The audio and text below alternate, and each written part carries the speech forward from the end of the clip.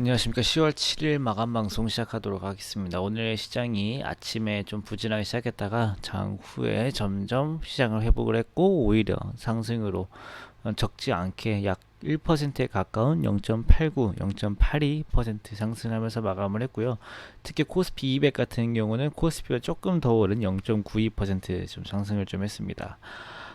일단 아침에는 악재가 분명히 있었습니다. 트럼프 대통령의 추가 경기 부양책 협상 중단 소식, 이제 이런 것들을 좀 말씀을 좀 드렸었는데, 아침에 이제 오전 시황 때 제가 말씀드렸던 부분이 뭐냐면, 일단 저것은 분명한 악재가 맞다. 분명한 악재다. 대신에 이제 이번 주는 옵션 만기일이기도 하니까 수급이 일단 중요한 측면을 차지하기 때문에 일단은 시장을 좀 지켜봐야 된다라고 뭐 오늘 말씀을 좀 드렸는데, 일단 제가 예상한 것보다도 시장은 더 튼튼했어요. 사실 저는 오늘 뭐 약보합 정도로 또는 뭐 해봤자 거의 보합권 정도 생각을 좀 했는데, 0.89, 0.82 좀 생각보다 많이 올라왔는데, 그 이유는 기관까지 매수를 좀 합세해서 그렇습니다. 외국인이 오늘 선물 시장에서 많이 매수를 해주면서 시장은 어느 정도 방어하는 듯 했는데, 아침에도 거의 기관이 매수도 거의 매도만 했었고, 근데 오후장 들어서 갑자기 매수포 확 늘리더라고요. 이런 것들 보면은 역시나 오늘 시장의 키워드는 이제 과연 이제 유동성이냐 펀더멘털이냐, 이제 여기서 좀 갈리는 것 같아요.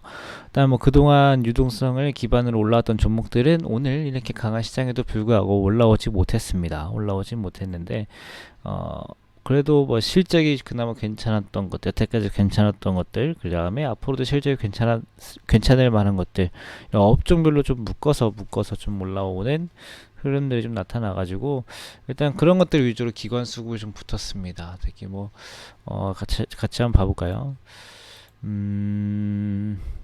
여기에 항상 제가 보여드리는 것들, 전기, 전자, 화학, 의약품, 금융, 통신, 철강, 기계, 이런 것들에 기관 매수가 들어왔고, 자동차도 기관이 샀습니다. 외국인이 자동차를 조금 팔고 했지만은 기관이 산 것들 보면 반도체 많이 샀고, 화학주 많이 샀고, 그 다음에 자동차도 샀고요. 그 다음에 의약품도 조금 사고, 금융주도 사고, 코스닥에서도 제조업, 뭐 제약, 그 다음에 반도체 이런 것들 샀고, 외국인은 코스닥에서 반도체 이런 것들 많이 사주면서 좀 볼 수가 있는데, 일단 뭐 오늘 증권사 레포트도 좀 여러 군데 나왔습니다. 내년 초부터 또 디램 가격이 다시 올라올 거다.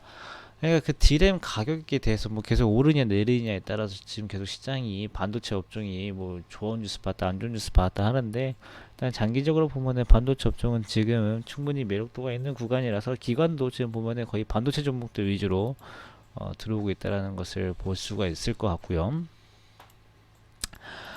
일단 뭐 트럼프 대통령이 또 추가 경기 부양 재협상 중단, 이게 사실 그 우리가 보면은 원래는 8월 달에 나왔어야 될 정책인데, 8월 달에 그래서 빠졌잖아요. 8월 달에 그래서 빠졌는데, 여기 보시면은 추가 경기 부양책 이런 그런 기대 때문에 이렇게 올라왔는데, 그것 때문에 빠졌단 말이죠. 근데 우리 시장은 그 뒤로 더 올라간 게 없으니까 시장은 크게 딱히 영향을 받지 않는 것으로 보여지는 것 같고, 그 다음에 반대로 해외 거를 한번 봐볼까요? 여기에 예, 나스닥 지수를 보면은 이 종목 여기도